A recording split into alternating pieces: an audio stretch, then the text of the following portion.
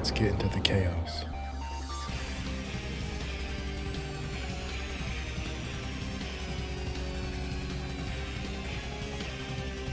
They look exactly like the gold rings that Sonic has. That's because they are. Sonic gave them to me. He came out of the movie and he said, I want you to have these. And, I've been trying to figure out how to use them. You're supposed to just imagine where you want to go. And, I've been trying to imagine and throw them, but it just doesn't work for some reason. Like, I don't know, maybe it's just like another step I'm missing. It's probably oversimplifying it. But Tom was able to do it in the movie. I don't know what my problem is. Sonic the Hedgehog 3 movie review and the other two movies in the series.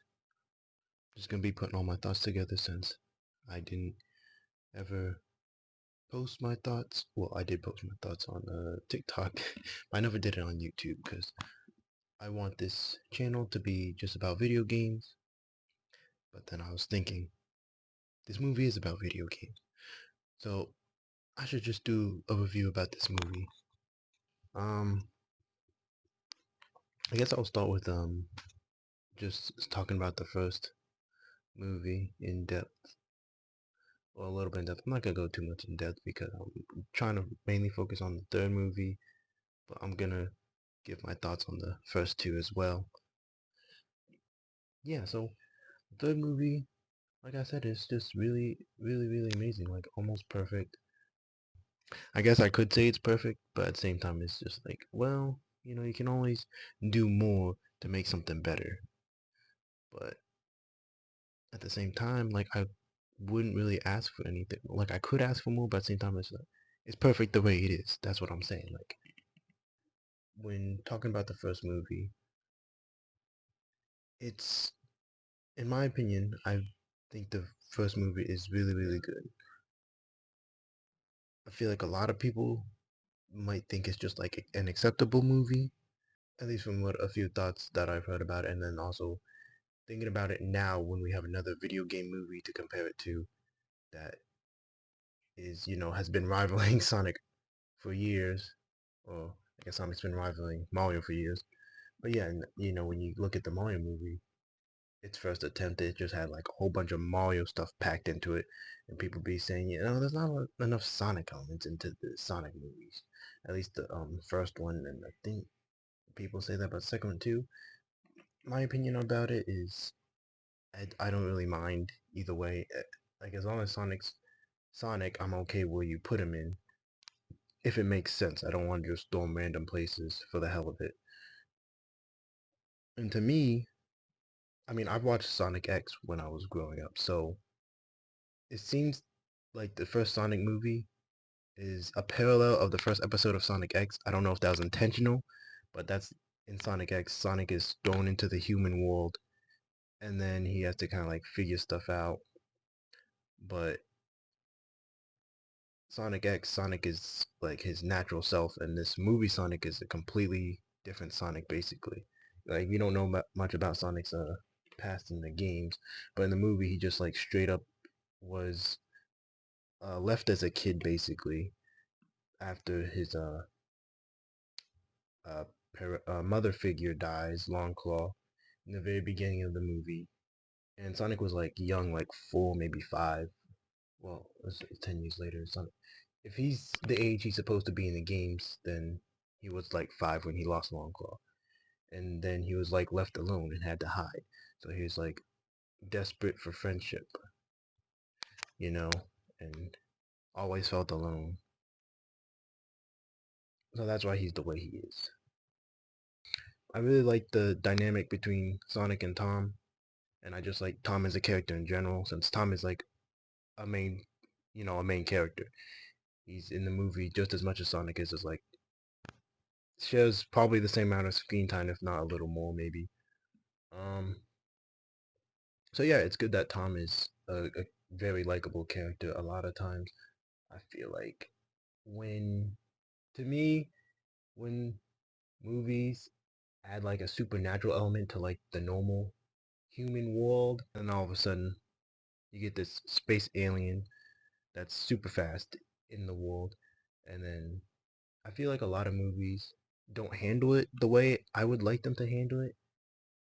Like not necessarily they handle it bad, but just like I just watch a movie and just be like, I feel like he probably should have said something else. So I really wish he would have just done this instead. But I don't have that feeling when I watch the first Sonic movie. Like I think Tom was literally played it perfectly how I wanted. I would want someone like that to react in a situation. Like at first he's just he's not necessarily just like completely scared. He's just like I mean when he first sees him he's scared, but like after that he's just kind of like curious and just like what kind of creature is this? What the heck? And then like when he gets into the shenanigans, or was about to get into the shenanigans, he just like is like, nope, I don't want to have anything to do with this, and he still doesn't believe it. He like joins along with the madness, but at the same time he like doesn't really want to. He's just like, you know what the heck, whatever. I guess I'll just go along with it since I'm in this situation. And anyways, again, I guess going back to the first Sonic X episode, where you had a Chris Thorndike who's very unlikable. He just kind of like, at least for the most part, to me, he's very unlikable. Like he's just a kid who just like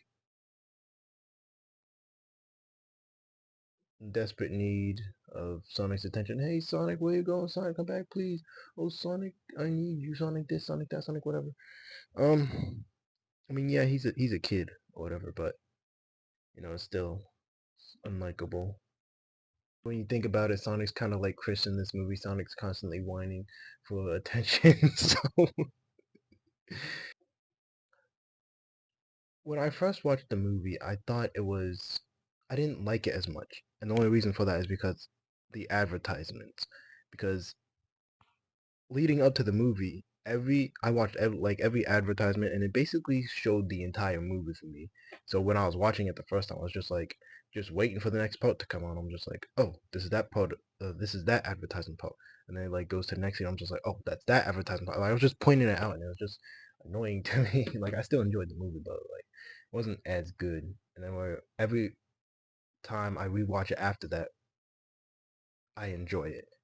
And like I said, I don't really mind not having the video game elements as long as Sonic's like the story's good and like Sonic's done well. Yeah, I really think that's just it. I just really want to emphasize that how much I don't mind not having the video game elements, especially since Sonic has had human elements in his world for a long time and for like a lot of different games. It's not every game where you see humans, but there's a lot of games where he does, and those usually the games that have humans in them are my favorite Sonic games.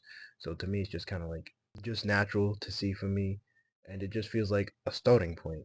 Like in hindsight, looking back after we have the next two movies, it just seems like this was like how everything started. Like if you had started with Sonic the Hedgehog 3 maybe, and then go back to the first one and like made it a prequel to see, oh, how did we get in the situation in the first place? I think it would be more admired in that to know like this is just a start. And for Sonic the Hedgehog 2, again, it's a really great movie. It's better than the first. I really love it. It has Knuckles, one of my favorite Sonic characters. He was done really well. Could have easily been handled poorly. It's just important to think about that in the context of how the Sonic series was up until that point.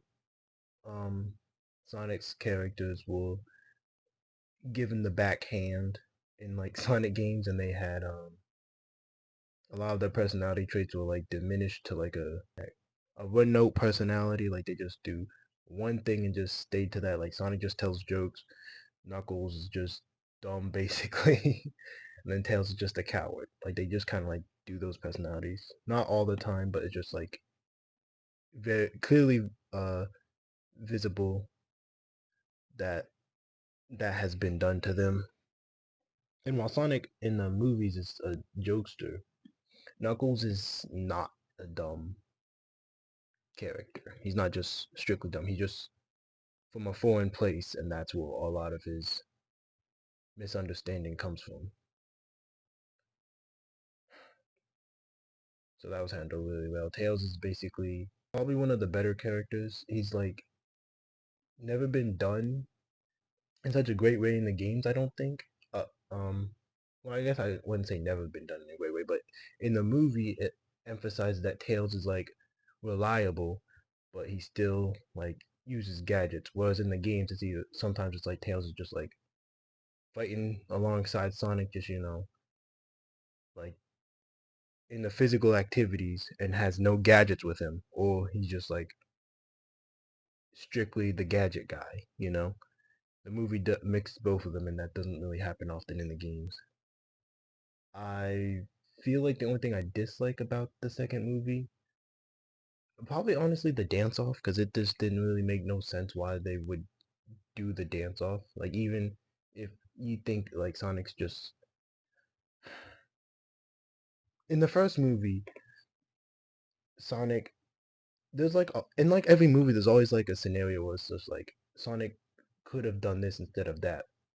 But like in the first movie, it's just like Sonic could have found uh San Francisco by himself and got the rings, right? And there's like a whole game theory about it. Or was it film theory? There's a whole theory about it from the game theorist that Sonic could have literally ran around the entire world, every single street around the entire world, and still found San Francisco before they drove there because of how fast he is, right? But that's easily explained because Sonic didn't even want to go in the first place and he wanted to spend time with someone. So he literally just made it seem like he couldn't do it by himself. Like he didn't want to go explore the world by himself like that. He wanted to spend time with someone, go on a road trip, have an adventure, vacation, whatever. So yeah, that's why, like personality wise, that's exactly why Sonic would do it. But in the second movie with the dance off, there was no reason why Sonic wouldn't like just go fast and just pick up the map that they needed and get out of there. Like, I mean, I guess they if it was still storming and they like couldn't travel or whatever, but they could have still got the map and like went off somewhere, just like exiting the cabin or whatever.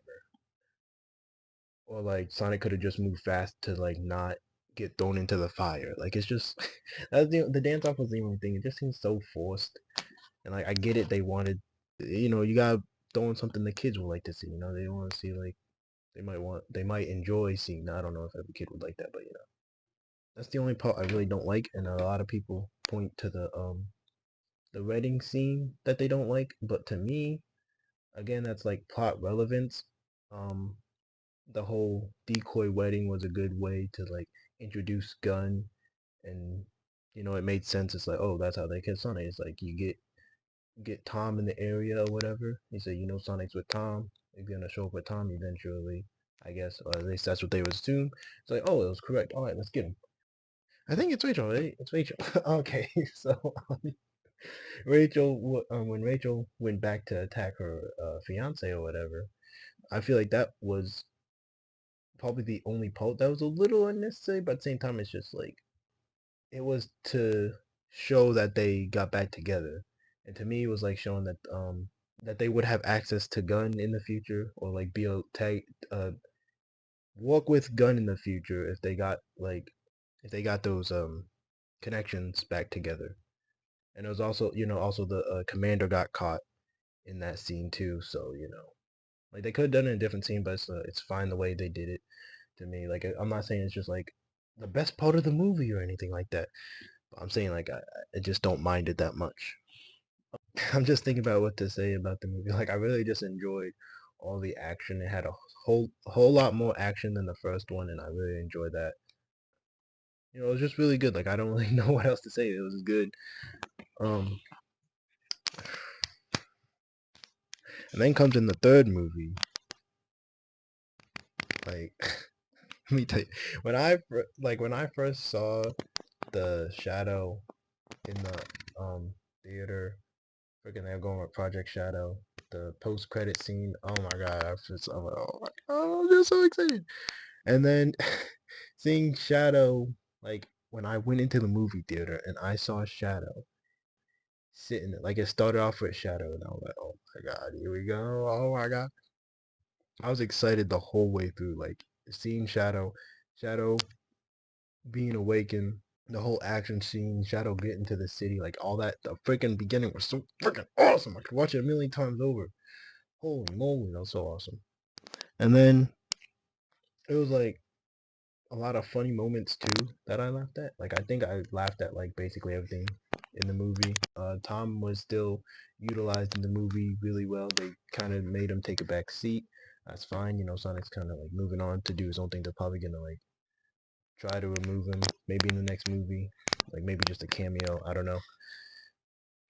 I kind of hope they don't because I really like Tom. Like I really, but I know other people just want Sonic characters in the Sonic movie. They don't really like just let the humans stay in the background. There's a clean go from start to finish. Like it's just like one scenario that they needed to take care of, and they just stuck with that through the whole movie. You know, a lot of movies have like a stall and then like like you know an up and then a down, like about how the action's going. You know, like start the plot with something else and then go down and go up. Like that's how the first Sonic movies kind of were. Like it was just like Sonic. I mean, that was kind of introduction. You know, the first movie Sonic has to leave his home. It's like a top action right there, and it's like dies down. They wait, they like explain the years go by or whatever, and then like causes this big problem, and that I mean it sticks with that through the whole movie afterwards, but it's like it's not really like high class action. You know, they stop for like certain stuff in the movie. It's just like going on in the background. It's like yeah, they still have to get out of here, but you know they got time for. Well, they don't really have time for to do all this crazy stuff, but they find time to do it. Um, Yeah, but the third movie is just a straight move forwards from start to finish. The only part I just was confused at first when freaking the Robotnik, the Eggman's robots showed up, um, and then they were defeated by some stranger right there. I was just like, wait, what's going on? I guess that's the point. It's just like, oh, who is this strange person? I was really confused. I was like, so Gun got attacked, and then somebody attacks these guys, and it's Dr. Stone. I'm like, wait, Agent Stone. It's Agent Stone. I'm like, okay, so Eggman ordered the attack, and then so for Agent Stone to get rid of them, is he like going against Eggman? I was confused for that first like little bit of time that went on. Uh, you know, now watching it again a second time, so I know what's going on. So now I'm just like, oh, I get it now. And it's just like what I wanted from the movie. I not what I wanted from the movie. I just like what I was um an idea I had for the movie, not what I was expecting. I was like, you know, they could do this. They could do like a recreation of the first of Sonic Adventure 2, like a better. They could have done a more like one-to-one creation of that. Basically, they could have introduced like discussed it over TikTok. I said they could have done an introduction of Rouge there. It would have fit in because like you would think it's just like oh you're adding too many characters, but it wouldn't have taken any time from any other characters, so you could have easily introduced Rouge or whatever. I was thinking Tom and Eggman could have clashed with like Eggman's using the machine and then Tom gets access to some gun tech or whatever and he fights Eggman that way. But instead Gerald Robotnik was introduced and that's an interesting way to show the events keeping Gerald alive and I thought that was cool.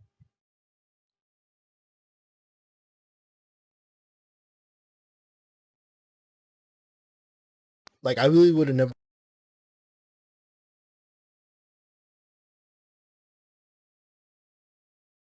as you can see that video the audio cut out. So now I have to record the rest of the video once again, and this is me doing it now. As I was saying, I thought that was cool that Gerald was used to be part of the movie as a main character. Something I wouldn't think of doing,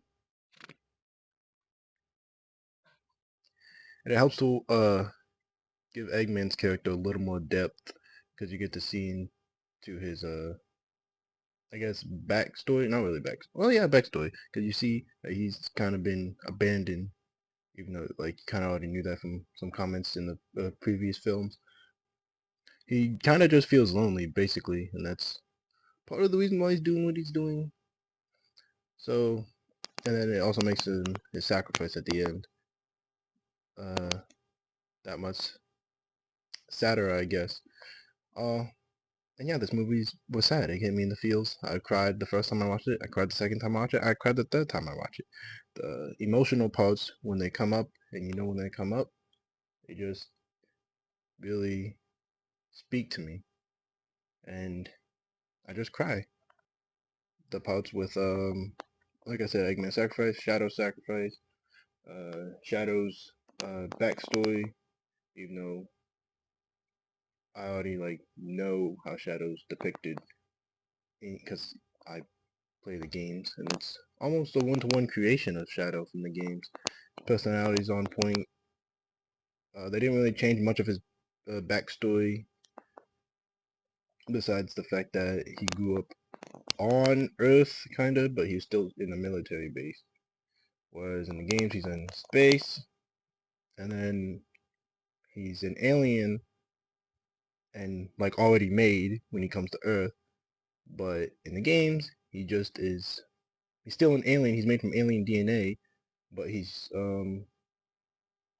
made in a lab with the alien DNA. It actually people be thinking Black Doom's influence with Shadow was unnecessary, but now in the movie verse, where he just straight up comes from an alien planet, you know, this could be a good setup for Black Doom in the future, maybe in like a fifth movie or something. Shadows return, or like aliens invade Earth or something, and this Shadows rebirth or whatever. Because I do think Shadow's gonna come back. I don't know if they'll do it in the fourth movie. I kind of would want them to keep him dead for a little while, unless they have like a spin-off show of him, and you can have him be in there, but you don't have to just straight up put him right back in the fourth movie. You don't have to undo that right away. Yeah, I think that's interesting. And like I said, his personality's on point. He acts kind of the exact same way I think regular Shadow would from the games. I want to briefly touch on the action moments in this movie because oh my gosh, they are like really awesome. They like the first fight scene between Sonic and Shadow.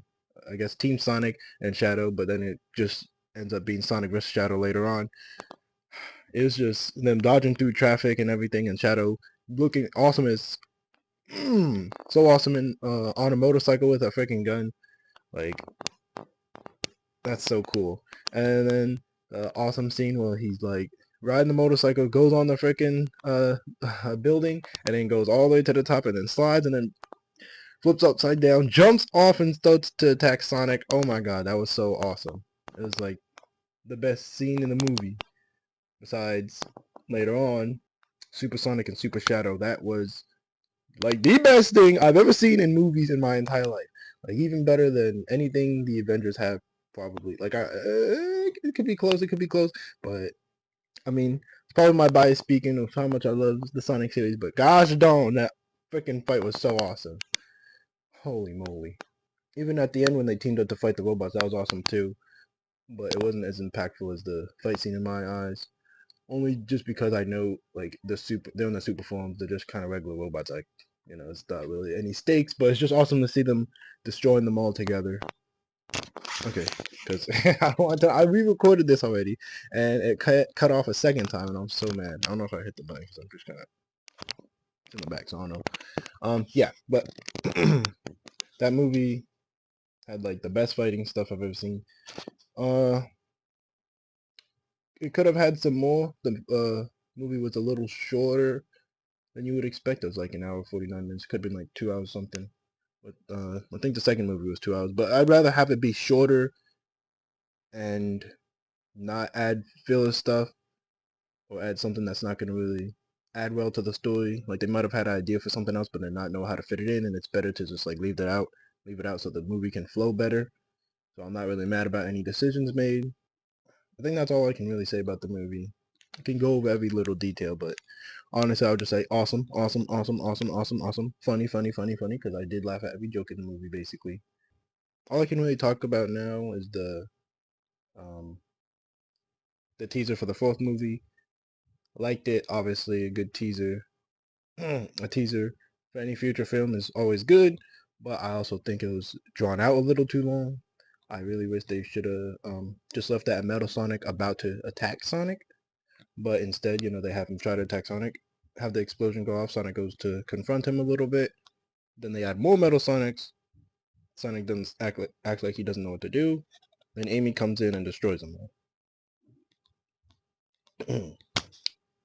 So yeah, it's good that they introduced Amy as well into the movie. I mean, I don't think it was necessary, but you probably want to get hype for that. So what I would have done is just had Amy show up towards the end when Metal Sonic is about to attack Sonic, just have him charging up, and Amy all of a sudden comes up on the screen and then attacks him, and Sonic turns around and doesn't know what's going on, and just like leave it at that instead of adding all these other Metal Sonics. But I guess you'd want to show them that it's not just one Metal Sonic that's going to be in the next movie; it's a lot of them. But that could just be revealed in the next movie. I don't know. It's good. It's fine. But I would have just cut it a little earlier. So yeah, in terms of my thoughts for the next movie, what I think could be possible, it's could have Amy and her whole team show up as like these warriors who go out searching for evil in the universe or whatever. Could have Amy, Big, and Cream. And I kind of stated for the adding Rouge to Sonic to this movie, to Sonic this. Like I said, for adding Rouge to the Sonic 3 movie, I don't think it would have detracted from the movie because it would share screen time with Shadow. Could easily add them and both get them developed. And same thing, bringing Amy with a team of characters. They can all share the same screen time, and just put more emphasis on Amy because Big and Cream wouldn't that major in the Sonic series anyways. So yeah, you could have that, or if you didn't want to add Big and Cream because they're not, like I said, they're not really that important characters or don't seen a lot. I'm not saying that not necessarily important, but they aren't used as much in the Sonic media. You could also have Silver and Blaze, who are more action characters. So I guess it would depend on which route you want the movie to go. If you want to have added extra comedy, obviously add Big and Cream. But if you wanted to get more like stuff needs to get done, you can add Silver and Blaze to Amy's team, and it wouldn't be too jarring to see Amy tag up with Silver and Blaze because she was technically on Silver's team at one point in Sonic 06. So it'd be an interesting dynamic, and the way that it looks like they're going for Amy to be like a psychic future magical warrior. So that might tag along with Silver's abilities pretty nicely, but I don't know. There's also the possibility you could still add Rouge to this movie. You could have her be an antagonist towards Amy, so they both come here, and Rouge is just basically Amy's enemy the whole movie because they have that kind of rivalry um in the games. So you could just make it be kind of like this side versus that side, and then you'd still have to have Mel Sonic be his like own threat for Eggman, but Rouge would just be like the occasional person that gets in the way. Or she could be kind of an ally to Amy. You could have them be more friendly to each other, or be like they're both trying to get the same thing done, but they don't want to do it with each other, and they're just kind of like competing to see who can get it done first. So that could be interesting too. And then a real far-fetched idea, if this is Eggman's last stand, like his Metal Sonic trying to carry out Eggman's mission, you could add Omega, because that's another one of Eggman's robots, and he could be, for once, actually be trying to fulfill Eggman's last wishes instead of in the games where he's just always been against Eggman. And then you could have Metal Sonic and Omega duo, and that would be something interesting. You never see that in the games, really. I don't think ever at all. Can't imagine any times in my head. So that would be interesting to bring to the movies if they want to bring their their own extra spin on video game characters. So yeah, but at the end of the day, all three movies were great. I know the fourth movie is gonna be great unless they mess up really badly for some reason, like make it come out tomorrow. Like, well, we did got the rough draft done. We're just gonna show everybody what the heck we got, and that's what we're gonna put in the cinemas.